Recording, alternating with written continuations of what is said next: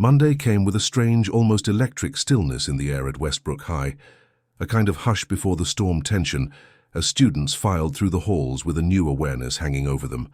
Not fear, not quite admiration, but something deeper, something that whispered Jada's name in the same breath as legend.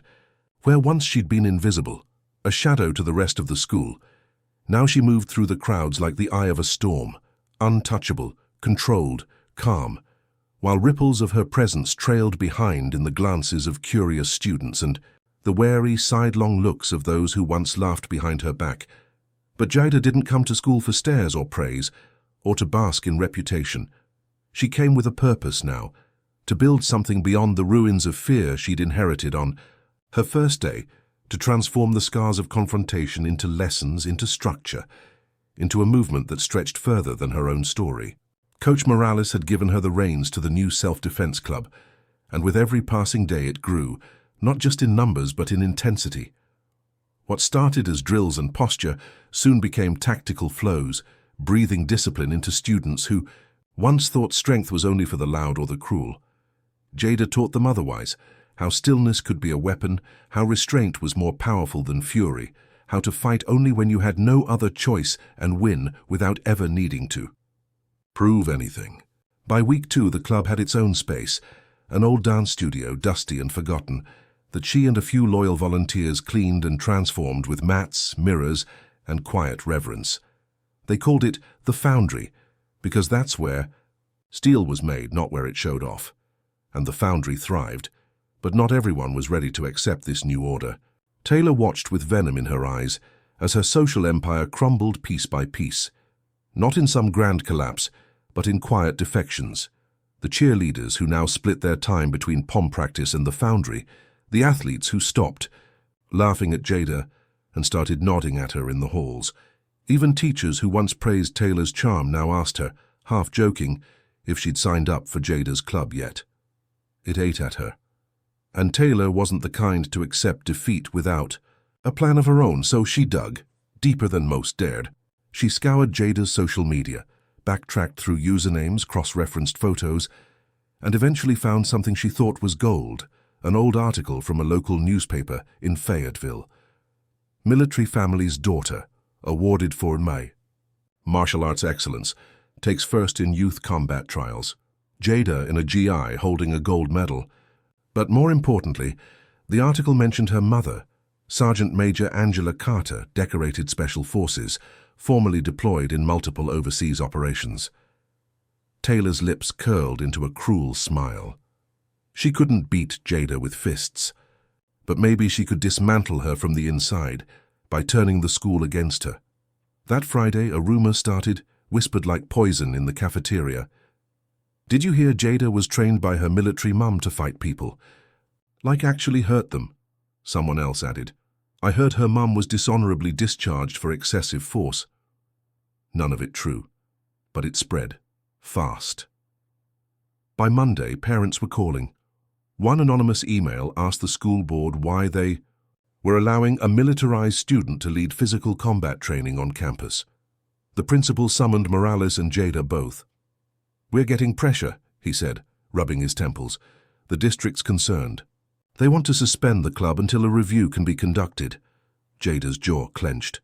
"You believed in this," she said to Morales, and the coach looked like a man caught in a crossfire. "I still do," he said, but his voice was tight, like someone trying to protect something that was already slipping away. Outside, the students sensed it. The Foundry's door remained locked for 2 days. The momentum, the purpose, it all seemed to hang in limbo. But Jada didn't crumble. She regrouped. She invited 3 of the most vocal students, Marcus, who used to get cornered in the bathrooms by bullies, Alina, who used to skip lunch to avoid harassment, and Joy, the former Taylor follower who now trained daily under Jada, to her house after school. In her garage dojo, she told them the truth, how she'd been raised on principles of discipline and strength, how she'd been taught never to strike unless threatened, how her mother never once crossed the line that Taylor accused her of. "This is what they do," Jada said. "When they can't break you with force, they come after your name." The 3 students listened, and then, without needing direction, they each took action. Alina wrote a blog post that went viral overnight. What Jada taught me about power.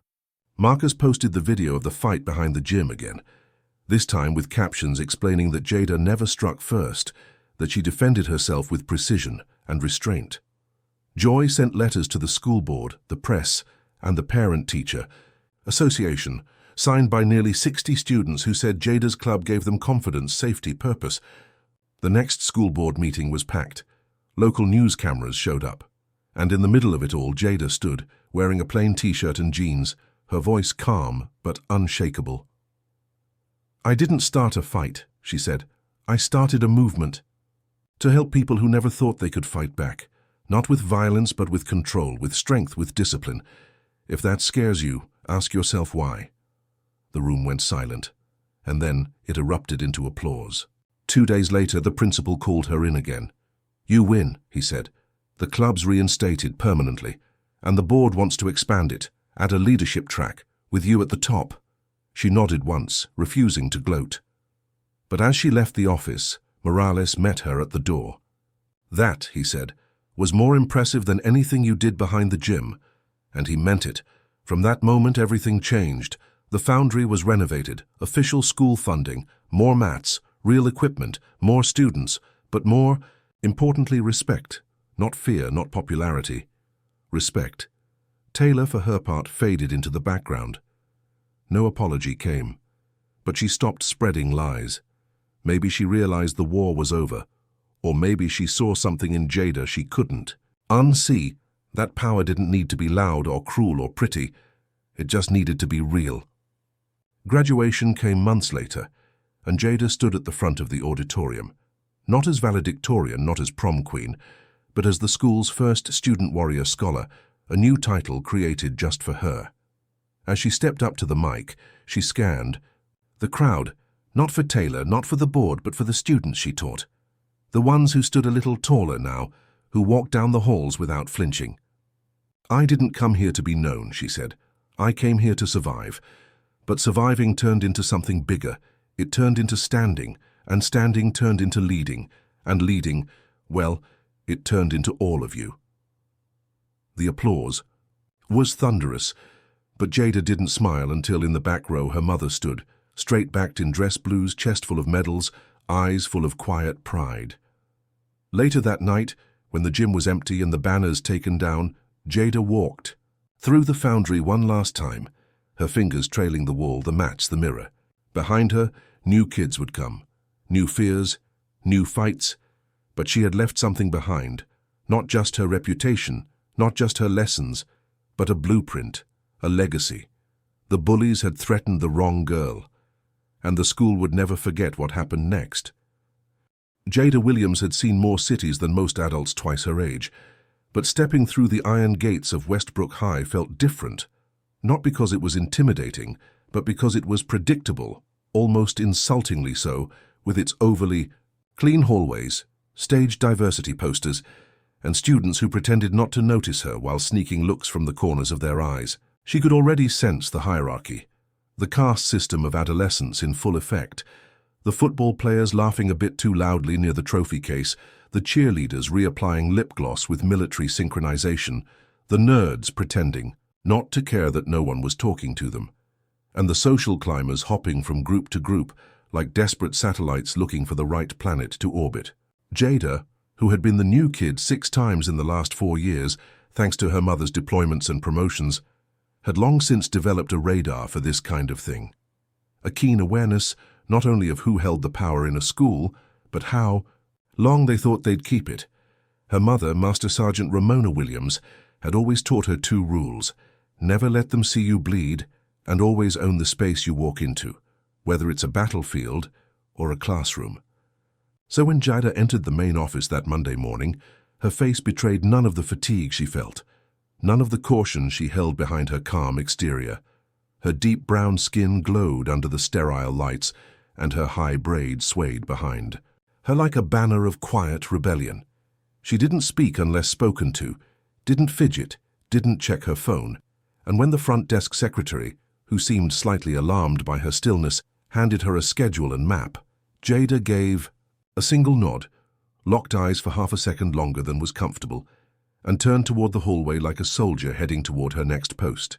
What Jada didn't know, but would soon find out, is that Westbrook High was ruled by a trio of seniors whose parents donated more to the school than the entire science department's annual budget. Taylor Prescott, Chase Hemmings, and Brielle Summers. Taylor, the queen bee, had mastered the art of subtle cruelty, never directly insulting but always orchestrating the takedown, like a chess player who never touched a piece but called every move. Chase, her boyfriend, was all muscle and testosterone with the brainpower of a broken toaster, the type who was used to throwing his weight around literally and figuratively. And Brielle was the shadow, the whisperer, the quiet one who recorded everything and made sure no one ever forgot. The moment Jada stepped into her first period English class, the shift was palpable. She didn't speak, didn't ask questions, but her presence was loud in a way silence rarely is. She walked with a kind of precision that made others uncomfortable, a deliberate, centered calm that seemed to call out every shallow movement around her. She wasn't trying to be noticed, but Taylor noticed. She saw Jada's sculpted arms under the uniform shirt, her unbothered gaze, the fact that she didn't shrink or slouch or search for a seat near anyone familiar. She just scanned the room, found the desk furthest from the door, and sat with the relaxed posture of someone prepared for whatever came next. It was in third period, when Chase tried to flirt by making a joke about her warrior princess vibe, that Jada tilted her head, stared at him like he was a puzzle missing half the pieces, and responded, "You think you're clever, you're not, but thanks for confirming the rumors," before turning back to her assignment. The class had gone quiet, not because the insult was loud, but because it was so surgical, so calm, that Chase didn't even realize he'd been cut until the class broke into low laughter. That moment, small as it was, cemented her in Taylor's mind, not just as a threat, but as someone who needed to be dealt with. At lunch, Jada sat alone, not out of rejection, but by choice, her tray barely touched as she listened, eyes scanning the room, body still like a coiled spring. The whispers had begun already. Questions about who she was, where she came from, why she moved so deliberately, why she seemed so different. Some of the football players joked that she was probably ex-military, and they weren't far off. What they didn't know was that Jada had trained in Brazilian jiu-jitsu since she was 7, had attended self-defense courses with combat instructors, and spent summers on bases learning hand-to-hand techniques from hardened veterans. Her mother had always said, "I won't always be around to protect you, baby girl, so I'll make sure you can protect yourself." And Jada had taken that to heart, never looking for a fight, but never unprepared for one either. She didn't move through school like prey or predator. She moved like a storm waiting for the right pressure to drop. As the week progressed, the passive-aggressive taunts turned into deliberate acts. A spilled drink at lunch accidentally splashing on her books, a locker mysteriously jammed, a snide remark loud enough to be heard, but vague enough to be denied. Jada never responded, just looked, measured, logged every detail. Taylor's crew thought they were intimidating her, but what they didn't realize was that Jada wasn't reacting because she was afraid. She was waiting. She didn't lash out because she knew they weren't worth a warning shot. She had fought boys bigger than Chase in training, sparred with ex-Marines who told her she hit like a freight train, and once left an instructor with a fractured wrist because he underestimated her reach. At home, her mother noticed the shift in her demeanor, the extra hour Jada spent on the heavy bag in the garage, the tighter braid, the longer silences, and said nothing. She knew her daughter too well. She knew that calm wasn't peace, it was readiness. On Friday, during the school assembly, it finally happened. Jada had just taken her seat in the bleachers when Chase, smirking and hyped up by his boys, tripped and shoved her hard enough to knock her sideways. The crowd laughed. Taylor made a loud comment about balance not being in her genetics, and Jada, for the first time all week, stood up slowly, turned to face Chase, and stared at him with a look so cold and surgical that even he, the self-proclaimed alpha, blinked and backed up a step. She didn't say a word. She didn't need to. That stare said everything, and those watching felt it. Something about the stillness in her body, the tightness in her jaw, the way her hands remained at her sides instead of clenching into fists, made the air shift. Students didn't know what they were witnessing, but instinctively they felt it was the calm before a storm. Taylor laughed it off, mocking her silence, but deep down, she felt it too, an unease she couldn't explain. That night, as Jada rapped her hands and punched the heavy bag until sweat poured from her like a river, she made a decision. She had tried peace, she had tried stillness, but sometimes the only language bullies understand is the one taught by pain. And next time they touched her, she wouldn't just make them regret it, she'd make them remember it forever. It started with the smallest provocations, innocuous on the surface but venomous in intent, the kinds of things meant to agitate and unnerve without breaking any rules, bold enough to warrant real consequences. A clumsy bump that knocked her books to the floor, a flick of milk across her tray that conveniently landed only on her, a sudden, unexplained jam in her locker that happened 3 mornings in a row, and, of course, the whispers, always just loud enough to ensure Jada heard them, never loud enough for a teacher to intervene, and always dripping with the same sickening condescension. Who does she think she is? Why is she always alone? That hair probably smells like cocoa butter and audacity. But Jada had long since mastered the art of silence as a weapon, a shield, and a scalpel all at once. She didn't flinch, didn't retaliate, and never gave them the satisfaction of a reaction. Her poker face was flawless, built through years of military moves, uncomfortable introductions, and neighborhood kids who tested her until she taught them never to do it again. She wasn't scared. She was calculating. Every glance, every hallway, every smirk from Taylor or shoulder check from Chase was noted, filed, mapped in her memory with the clarity of a reconnaissance report. Jada had been raised to think in tactics, not tantrums. She had learned that fear wasn't something you banish. It was something you sharpen like a blade. And so while Taylor, Chase, and their cowardly entourage thought they were breaking her down, what they were really doing was helping her build a mental war map. They mocked her for being too quiet, calling her the mute, saying she probably didn't speak English or only talked in hashtags, laughing at their own mediocrity, like a pack of hyenas unaware that the lioness was simply letting them laugh before she decided to strike.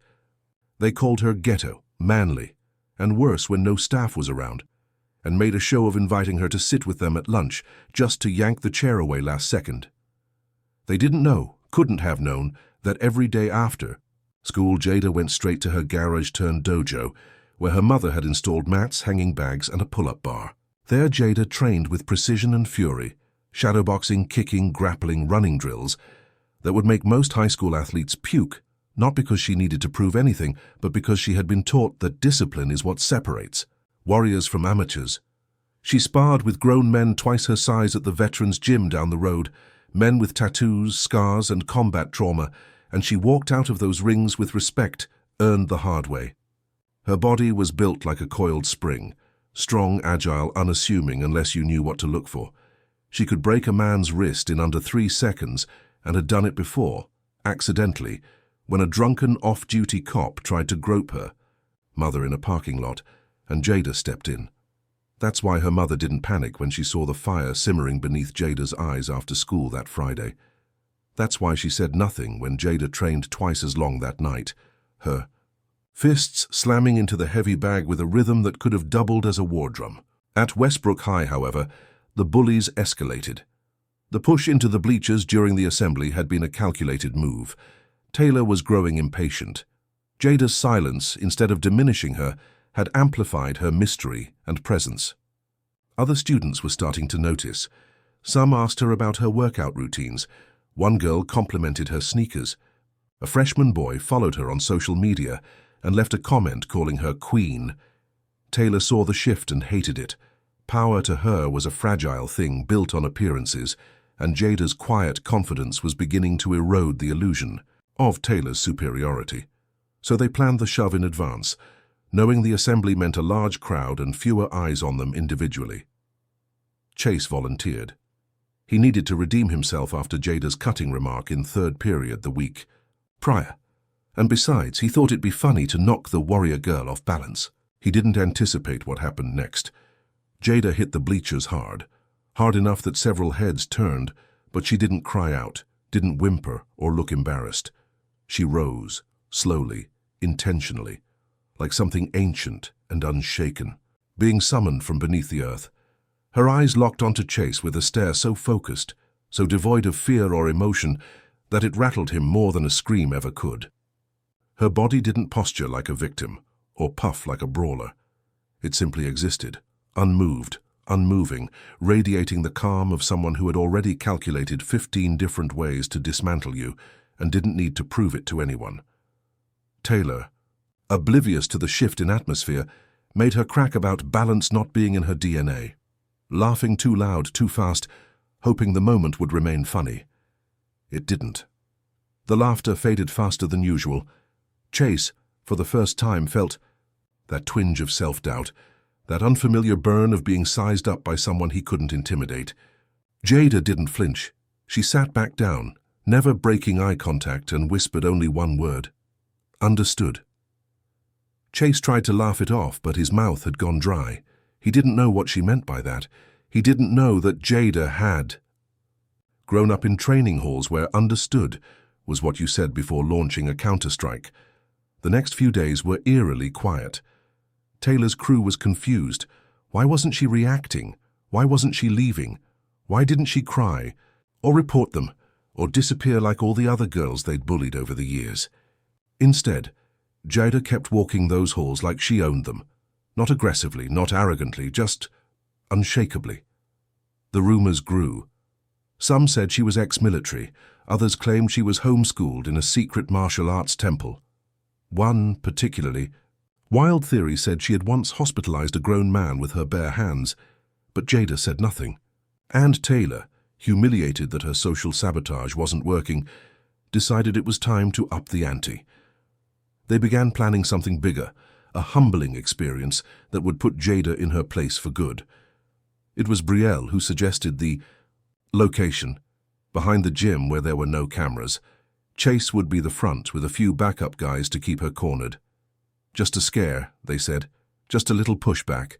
Nothing permanent, just enough to make her know she wasn't welcome. What they didn't know was that Jada had overheard part of the conversation while walking past the AV room, and what she hadn't heard, she pieced together with military precision, patterns, whispers, movement flows. She wasn't just anticipating their ambush. She was planning her counterstrike. That weekend, Jada trained with brutal focus, running drills until her knuckles bled through the tape. She didn't tell her mother the details. She didn't need to. Her mother, retired, but never. Soft simply looked at her that night and said, "Don't start it, but end it." Jada nodded. She didn't sleep much Sunday night, not out of fear but readiness. She reviewed her steps, her body angles, the possible approach points behind the gym. She wasn't just prepared to defend herself, she was prepared to dismantle them, decisively and cleanly, without unnecessary cruelty but with absolute finality. Monday arrived, bright and cold. Jada wore her usual uniform, but underneath, she'd wrapped her ribs in compression gear and double-knotted her shoes. She moved through the day like it was any other, not drawing attention, not showing anticipation. When the final bell rang, she walked calmly, deliberately toward the gym's side door, the one students used for sports equipment. She knew they were waiting. She could sense the tension, the forced laughter, the nervous pacing. Chase stepped. Out first, his grin forced, his swagger a little off. Behind him were two linebackers from the football team and a wiry kid from the wrestling squad. Taylor watched from a distance, phone already recording. They didn't bring Brielle. This wasn't her arena. This was meant to be brute force. They had no idea they'd stepped into a war zone, and Jada Williams was the battlefield incarnate. She looked at them once, nodded slightly, and stepped into the space they thought they controlled. She was about to show them that control, like fear, is just an illusion, until it isn't. The air was thick with anticipation behind the gym, but not the kind born of fear. At least not for Jada. For her, this was a moment of clarity, the culmination of patience, of silence, of enduring their petty games with the kind of poise no teenager should ever be forced to master, but which she had worn like armor from the first day she set foot in Westbrook High. As she stepped into their trap, Chin lifted, expression unreadable. She noted every detail. The uneven gravel underfoot, the way the light barely reached. Beyond the building's shadow, the smug smirk curling on Chase's lips that faltered the moment she met his gaze, steady and unapologetic.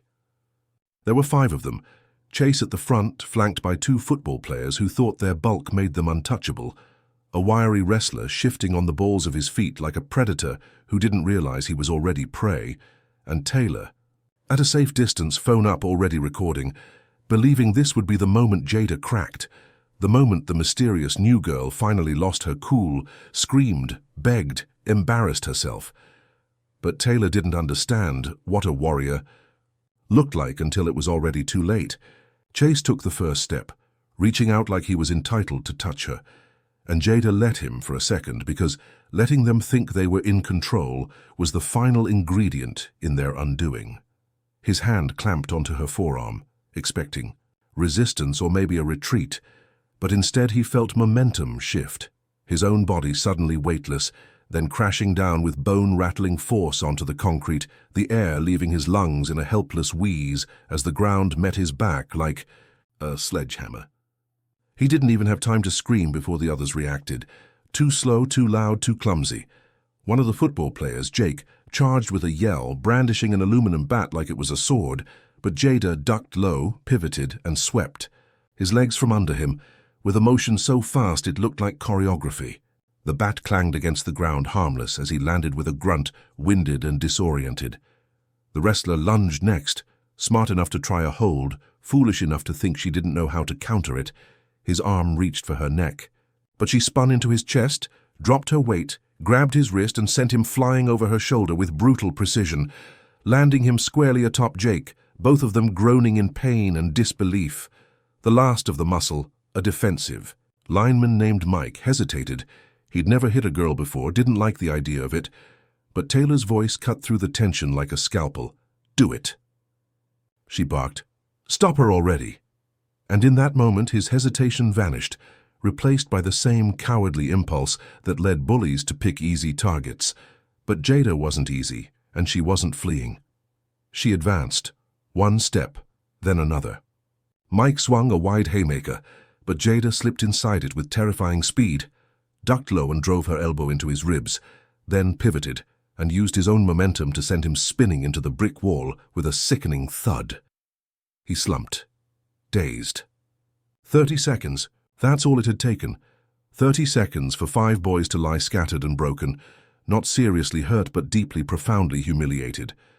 Jada stood at the center of it all, breathing slow and even, her posture unshaken, her eyes already scanning.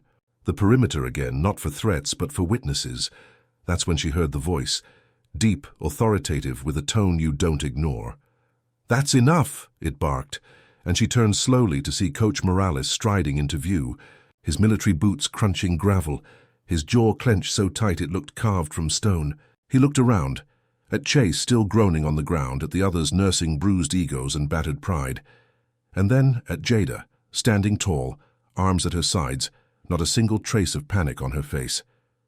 "Where'd you learn that?" he asked, not accusingly, but with a note of deep, genuine respect, the kind reserved for warriors recognizing one of their own. "Home," she replied, voice calm as the sky before a storm, "and war zones." Morales didn't laugh, he didn't scoff. He nodded once, sharp, approving, like a salute without the hand, and said, "Follow me." The bullies were left, behind, still groaning, still too stunned to process what had happened, while Jada walked beside the coach, her shoulders square, her heart steady. Inside the gym office, Morales closed the door, sat down heavily and stared at her for a long beat before speaking. "You got training," he said. "Real training." Jada nodded. "My mom's Army Special Forces. My dad too before he passed. I've been in gyms since I could walk." Morales let out a low whistle, leaned back and said, "That wasn't a schoolyard brawl, that was tactical, controlled, efficient." Another pause, then, "You want to tell me why 5 of my students are lying on the ground outside?" Jada didn't flinch. "They set a trap, I just didn't fall in it." Morales tapped the desk slowly, then said, "And what would have happened if I hadn't come along?" Jada looked him dead in the eye. The same thing. He cracked a smile then, brief but full of something like pride. You didn't start it, he said, but you sure as hell ended it. Then he stood, crossed the room, and opened a locked cabinet. Inside were trophies, photos, and a few dusty plaques. He pulled out a folder, flipped through it, and handed her a sheet. Westbrook doesn't have a martial arts team, he said, but I've been asking for one. Budget's tight. Admin won't greenlight it unless there's a lead student who can help teach and represent. You interested? Jada blinked. Of all the things she'd expected, detention, suspension, a lecture, this wasn't one of them. You want me to teach? I want you to lead, he said. There's kids in this school who need discipline, strength, structure. They need someone like you. Jada studied the paper in her hands. It was a basic proposal, self-defense club, after school. Twice a week, supervised by Morales. He wasn't giving her a favor. He was giving her a mission, and she understood missions. I'll do it, she said. Morales nodded. Good. You start next week. By the time she left the office, the whispers had already started. Someone had recorded the whole fight. Taylor's plan to humiliate Jada had backfired spectacularly. The video was already circulating, and far from making Jada a pariah, it made her a legend. Students watched in awe as she dismantled 5 boys without breaking a sweat. Some were scared, but most were awed. In the cafeteria, kids nodded respectfully as she passed. One of the art girls drew a charcoal sketch of her in mid-spin, and it hung in the hallway by the end of the day. Even some teachers looked at her differently, not with fear, but with cautious admiration. The principal called her in, asked a few questions, saw the video, and let her off with a warning. Next time, come to us first. But even he seemed rattled by how fast she'd handled things. Taylor, meanwhile, was furious. Her power was slipping. The one girl she'd tried hardest to crush was now more popular than her, more respected, more feared, and Taylor's followers were starting to drift away, latching onto Jada's rising star. But Jada wasn't interested in popularity. She wasn't here to win crowns or take thrones. She was here to survive, to thrive, and to show every kid who ever felt powerless that they weren't alone and that they didn't need to be afraid. That week, her self-defense club launched with 20 sign-ups on the first day. By Friday, it doubled. Freshmen, seniors, jocks, loners, even one of the girls from Taylor's old crew showed up, eyes wide and voice quiet as she asked if she could join. Jada said yes. She said yes to everyone. Because her strength didn't come from being better than others. It came from being unbreakable, from learning how to take a world that wanted her small and silent and instead stand tall and speak only when it mattered. And when she stood before that class, demonstrating stance, breathing, balance, and control, she wasn't just teaching moves. She was passing on the legacy of survival, of fire forged through pressure, of dignity held even when the world tries to strip it away. That night, her mother stood in the doorway of the garage, watching Jada train in silence, shadowboxing against the last light of day. You didn't go looking for that fight, her mother said. But you handled it like someone twice your age. Jada didn't stop moving. They thought I was weak. They thought wrong, her mother said, then added, I'm proud of you. It was the only praise Jada ever needed. Outside, the night fell silent, but inside her heart, a new purpose burned bright.